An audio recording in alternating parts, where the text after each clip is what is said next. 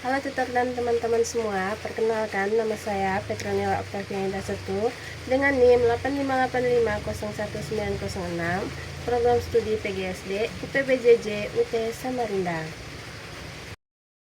Pada video kali ini saya akan menjelaskan beberapa materi pada tugas 2 filsafat ilmu, yaitu yang pertama, bagaimana filsafat ilmu mengawasi dan memperkuat eksistensi keilmiahan serta nilai-nilai dalam ilmu pendidikan. Yang kedua, pendidikan yang bermakna dan bernilai turut memperkuat perkembangan filsafat ilmu. Yang ketiga, filsafat ilmu dapat disebut sebagai pisau analisis dalam membedah persoalan-persoalan pendidikan. Yang keempat, contoh konkret penerapan filsafat ilmu dalam praktik pendidikan. Yang pertama, filsafat ilmu mengawasi dan memperkuat eksistensi keilmiahan dan nilai-nilai dalam ilmu pendidikan. Filsafat ilmu bekerja seperti satpam kritis dan pemandu arah bagi ilmu pengetahuan.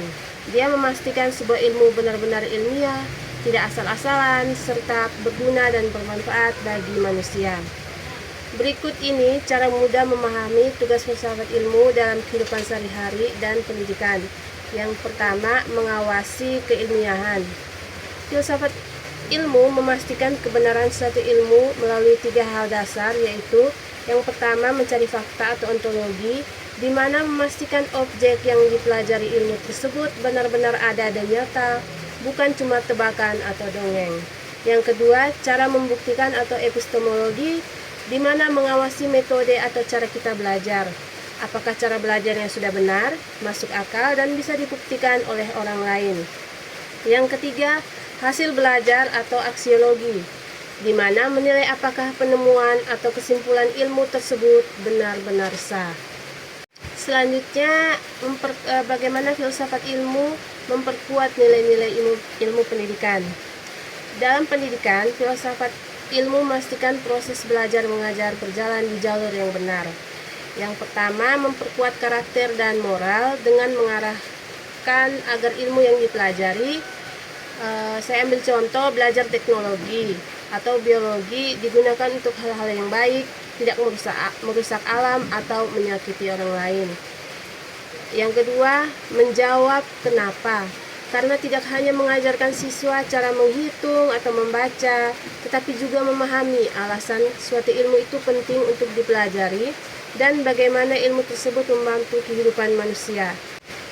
Yang kedua, pendidikan yang bermakna dan bernilai turut memperkuat perkembangan filsafat ilmu. Pendidikan yang bermakna dan bernilai memperkuat filsafat ilmu dengan cara memicu pemikiran kritis tentang hakikat kebenaran, sumber pengetahuan, dan tujuan penerapannya. Proses ini memastikan ilmu pengetahuan tidak hanya dihafal, tetapi dipahami dan diarahkan untuk memberi manfaat nyata serta menjaga moralitas. Yang pertama, mendorong kebiasaan berpikir kritis atau epistemologi.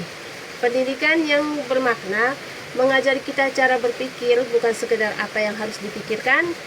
Ketika siswa mempertanyakan validitas informasi dan metode pencarian kebenaran, hal ini secara langsung memperkaya cabang ilmu yang mengkaji asal-usul dan keabsahan pengetahuan atau epistemologi. Yang kedua, menghubungkan dengan teori dengan realitas kehidupan atau ontologi. Pendidikan yang bernilai mengaitkan konsep buku dengan kenyataan di dunia nyata. Ini memperkuat dasar keberadaan ilmu atau ontologi dengan membuktikan bahwa ilmu pengetahuan berguna untuk memecahkan masalah sehari-hari dan memahami eksistensi alam semesta. Yang ketiga, memandu penggunaan ilmu untuk kebaikan atau aksiologi. Sistem nilai dalam pendidikan memastikan ilmu pengetahuan digunakan secara etis dan bertanggung jawab. Ini memperkuat cabang aksiologi, yaitu ilmu yang menilai manfaat suatu pengetahuan, sehingga perkembangan sains selalu diiringi moral dan kemanusiaan. Keterkaitan ketiga landasan tersebut membentuk siklus di mana sistem pendidikan yang baik akan terus melahirkan pemikir yang memajukan ilmu pengetahuan. Yang ketiga, filsafat ilmu dapat disebut sebagai pisau analisis dalam membedah persoalan-persoalan pendidikan.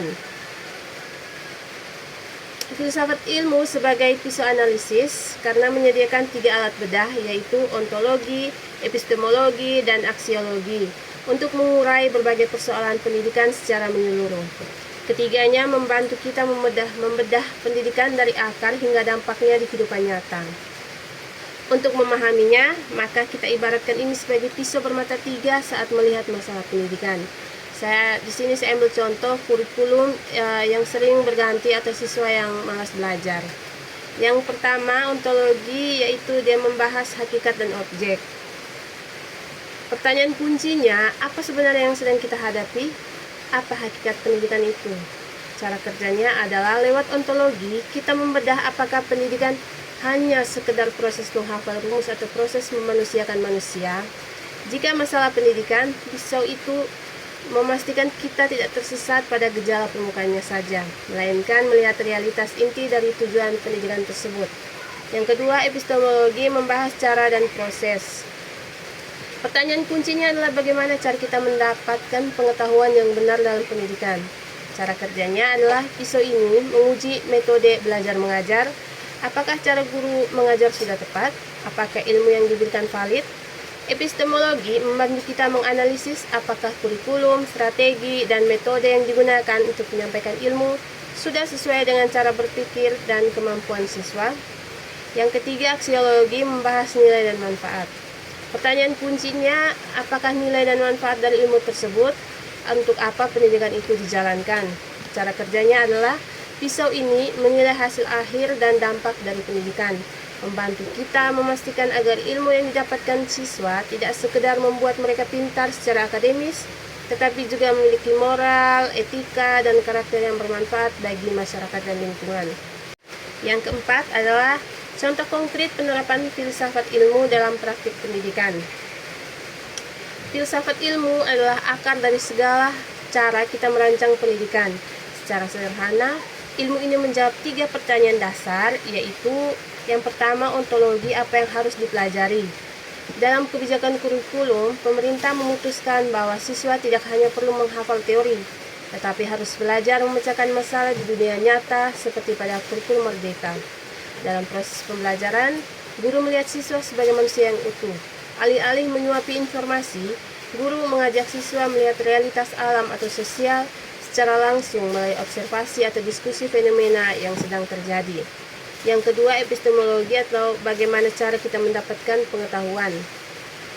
Dalam kebijakan kurikulum tidak lagi berpusat pada guru yang berceramah, melainkan kebijakan mengarahkan agar sekolah menggunakan metode kolaboratif dan berbasis proyek. Dalam proses pembelajaran, siswa didorong untuk mencari tahu sendiri.